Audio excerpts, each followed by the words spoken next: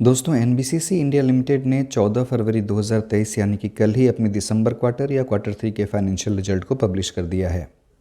ये इस कंपनी का कंसोलिडेटेड फाइनेंशियल रिजल्ट और यहाँ सारे फिगर लैक्स में बताए गए हैं। मैं आपको फिगर्स को करोड़ में कन्वर्ट कर बताऊंगा except earning per share. Quarter 3 में इनकम फ्रॉम ऑपरेशन 2136 करोड़ है, जो प्रीवियस क्वार्टर में ये 2030 करोड़ था और प्रीवियस ईयर क्वार्टर 3 में ये 1995 करोड़ था। तो रेवेन्यू फ्रॉम ऑपरेशंस में ईयर ऑन ईयर बेसिस पर 7% की बढ़त है और सिक्वेंसली भी ये लगभग 5% बढ़ा है। क्वार्टर 3 में टोटल इनकम 2191 करोड़ है, जो प्रीवियस क्वार्टर में ये 2074 करोड़ था और प्रीवियस ईयर क्वार्टर 3 में ये 2043 करोड़ था।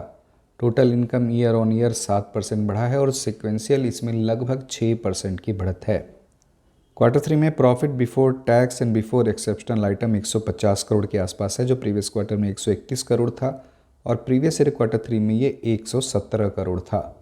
तो प्रॉफिट बिफोर टैक्स में ईयर ऑन ईयर 28% की बढ़त है और सिक्वेंशियली भी ये 14% बढ़ा ही है।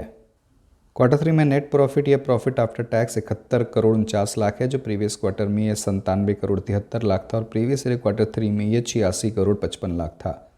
तो पैट में ईयर ऑन ईयर बेसिस पर लगभग 17% की गिरावट है और सिक्वेंशियली भी इसमें 27% की गिरावट ही हुई है। अब आप ये सोच रहे होंगे कि प्रॉफिट बिफोर टैक्स तो ईयर ऑन ईयर और सिक्वेंशियल दोनों ही बेसिस पर बढ़ा है, लेकिन पैट में ईयर ऑन ईयर और सिक्वेंशियल दोनों ही बेसिस पर गिरावट क्यों हुई है? तो आप देखिए यहाँ एक 54 करोड़ 36 लाख का एक्सेप्शनल लॉस बुक किया गया है और इसी एक्सेप्शनल लॉस की वजह से इस क्वार्टर में नेट प्रॉफिट कम दिख रहा है।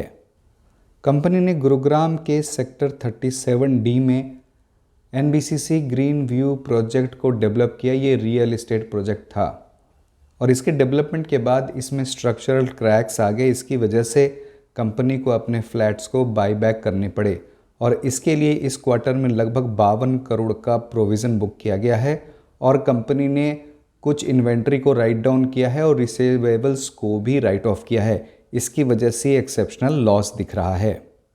अगर हम लोग इस एक्सेप्शनल लॉस को हटा दें तो कंपनी को ईयर ऑन ईयर और सिक्वेंशियल दोनों ही बेसिस पर नेट प्रॉफिट में ही बढ़त ही हुई है।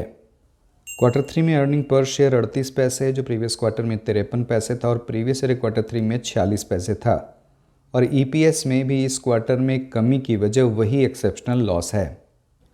क्वार्टर 3 में कंसोलिडेटेड ऑपरेटिंग प्रॉफिट 95 करोड़ है, जो प्रीवियस क्वार्टर में 88 करोड़ था और प्रीवियस ईयर क्वार्टर 3 में ये 72 करोड़ था। तो ऑपरेटिंग प्रॉफिट में ईयर ऑन ईयर बेसिस पर 32% की बढ़त है और सिक्वेंशियली भी ये लगभग 8% बढ़ा ही है। और अगर हम लोग ऑपरेटिंग प्रॉफिट के मार्जिन को देखें तो क्वार्टर 3 में ये 4.46% है, जो प्रीवियस क्वार्टर में 4.35% था और प्रीवियस ईयर क्वार्टर 3 में ये 3.61% था। तो मार्जिन भी ईयर ऑन ईयर और सिक्वेंशियल दोनों ही बेसिस पर बढ़ा ही है। तो मुझे इस कंपनी के रिजल्ट अच्छे ही लग रहे हैं। दोस्तों इस वीडियो में इतना ही। बहुत बहुत धन्यवाद।